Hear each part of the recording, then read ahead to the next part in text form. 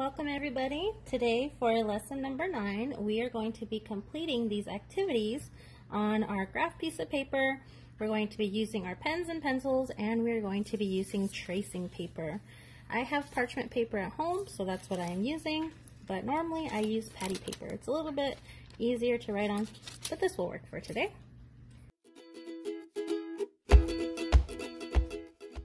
So first, for our warm-up, it says, describe a translation, rotation, or reflection that takes line L to L prime.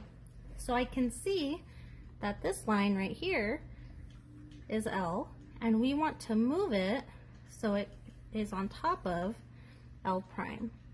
So what do you guys think? Do you think a translation, a rotation, or a reflection will take this blue line onto this purple line? Good job. Actually, they all will. If I were to choose this, I would say translation. So what I would do, I would take my tracing paper, I would trace my line L, and I would translate it down. So I'd have to count the number of boxes that I need to go down. If I count 1, 2, 3, I need to go down 3 boxes. So I count 1 box, 2 box, 3 boxes. Now I've translated line L to L prime. And if I wanted to label my new points, I would get A prime and B prime. If you guys want to see the other ones, I could also take line L and I could reflect it. So I would draw a line halfway between these two lines and I would flip it. And once you flip it, you can see that the lines match up perfectly. And last but not least, I could put a point for my center of rotation. I can rotate it 180 degrees, and look, they match up perfectly. So I could have used either translation, rotation, or reflection. All right, number 2. Now it says make a translation, rotation, or reflection to get L to L prime. So for this one, we see L is the blue line, and we want to take it to this purple line, L prime. So I would take my paper, do the same thing. We have a line, put my dots A and B. And what do you think we should do? Okay, one possible option is to rotate. So I would put this as my center. I could rotate it until they line up. So if you chose rotation, very good. There's another option. You can reflect. This would be my line of reflection. I would flip it and it would line up perfectly. Now, could I take this and translate it down to get to L prime? Yes or no? I could not. If I move it down, it's never going to cross. So translation is not an option. Now we're going to take a look at some parallel lines. So it says complete the following transformations on the graph below. So we have 3 things that we need to do. The first thing is to translate line A and B 3 units up and 2 units to the right. The second thing is rotate lines A and B counterclockwise 180 degrees using K as the center of rotation. And the last thing is to reflect lines A and B across line H. So first we are going to translate. Let's take our tracing paper and we are going to trace line A and line B.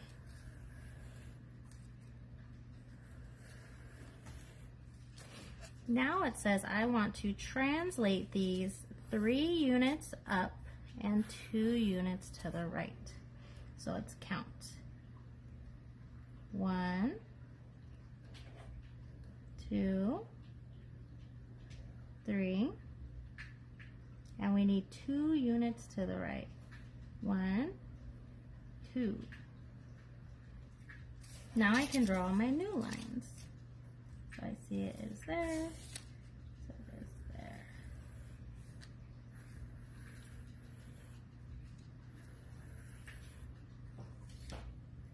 Do you think the distance between my original A and B is the same as my new A prime and B prime? Yes, the distance is the same. Good job. Okay, now what we're going to do is we are going to rotate them counterclockwise 180 degrees. So I already have my 2 lines traced. Now I am going to put a plus sign here to help me measure 180 degrees. And we need to go counterclockwise. So if we remember, the clock counterclockwise is going to the left. So I'm going to put my pencil in the center. I'm going to rotate once. That is 90 degrees. Then I'm going to rotate twice. That is 180 degrees. So my new line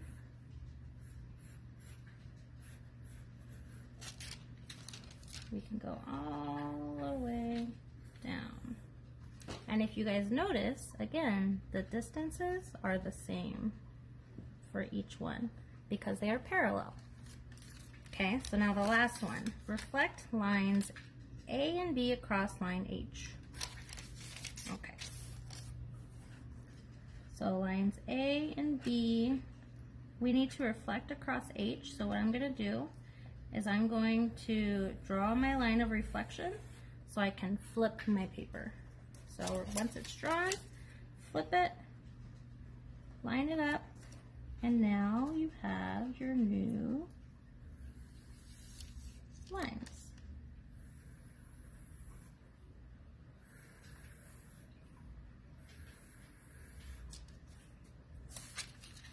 If you notice, my parallel lines are still an equal distance apart. That never changed. But now I have my translation, my rotation, and my reflection. Now let's take a look at some more 180 degree rotations. So this one says the diagram shows a line with points A, C, D, and B. So we have the line down here, A, C, D, and B. On the diagram, draw an image of the line and points A, C, and B after the line has been rotated 180 degrees around the point. Those new points we will label as A prime, B prime, and C prime, and then we're going to guess what order all of the 7 points are going to be. So what I'm going to do first, I'm going to take my tracing paper and I am going to copy my line. So we're going to trace it.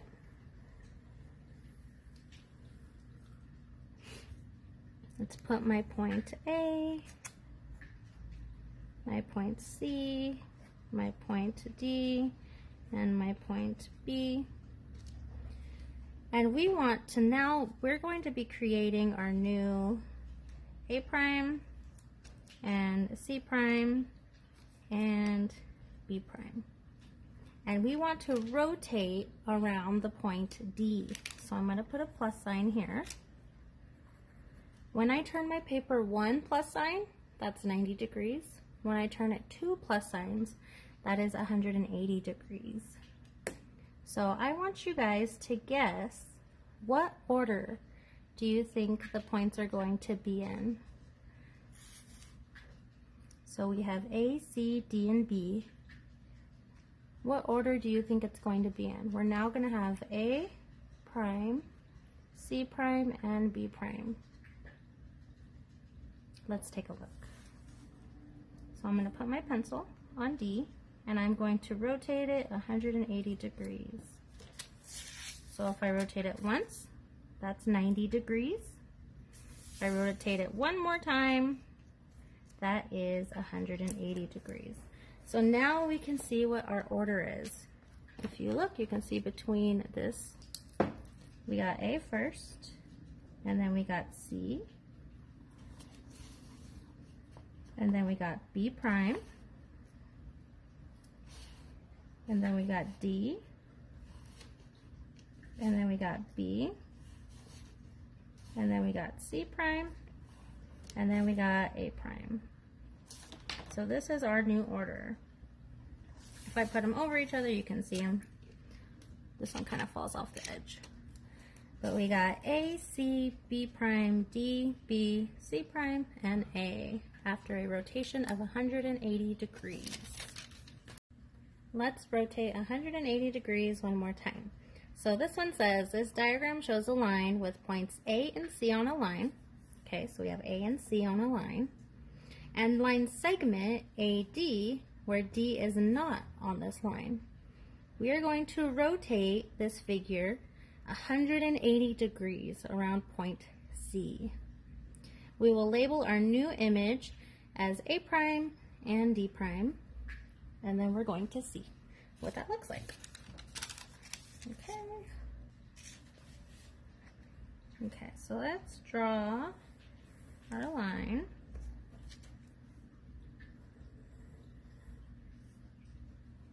Include our points.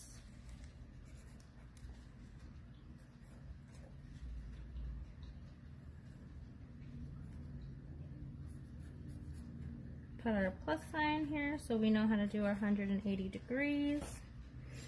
And we're going to need new points of A prime and D prime. Okay, let's rotate it. So 1 plus sign is 90 degrees. 2 plus signs are 180 degrees. So look, it makes like this backward Z.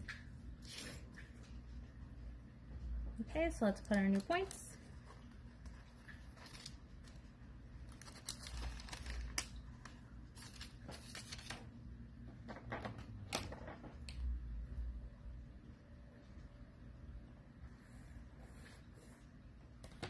So we got A prime,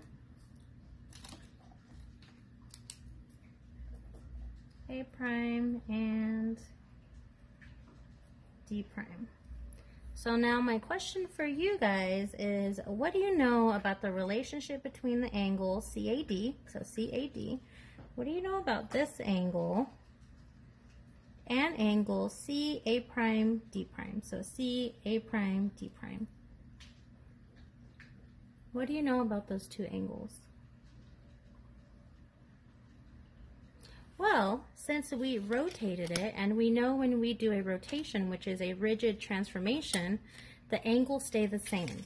So whatever angle was up here, when we rotated it, it's the same angle down here, so we can say the angles are congruent, or the angles are the same.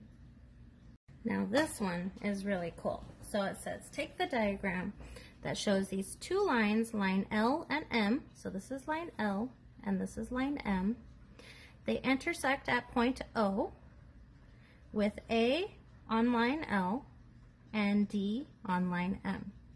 We're going to rotate this figure 180 degrees around O, and we're going to label our new A as A prime and the image of D as D prime.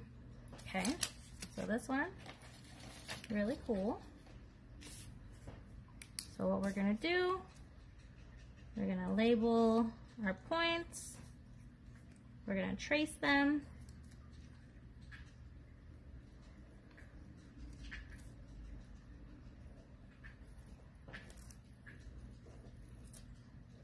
okay, now we're going to rotate it 180 degrees, so we're going to put a plus sign in the center, your center of rotation, and again, to rotate 180 degrees, that is 90 plus 90, so we're going to turn it once, 90 degrees.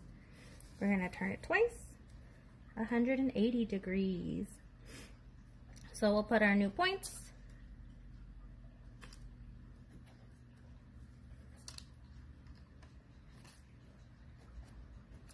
This is A prime and D prime. So if you take a look, what do you guys notice about angle AOD and angle A prime OD prime? What do you guys notice about those? They are vertical angles. So you guys learned last year that if the angles are opposite, they are vertical angles. Now you know that they're congruent because we did rotation. So by doing a rotation, the angles stay the same, and that means they're congruent. I think that's really cool. All right, thank you guys. Have a great day.